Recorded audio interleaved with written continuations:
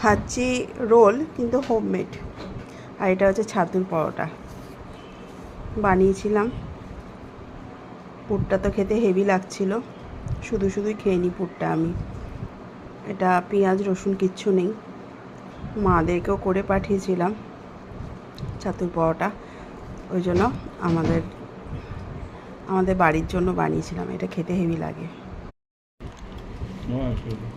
Role করে দারুণ লাগছে খেতে।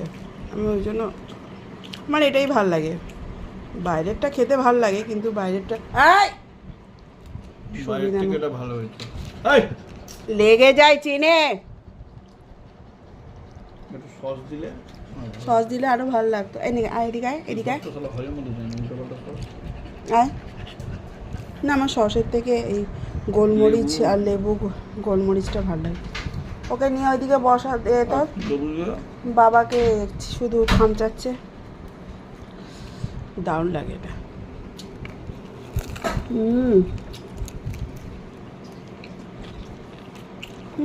লেবু কম খাবো এখন।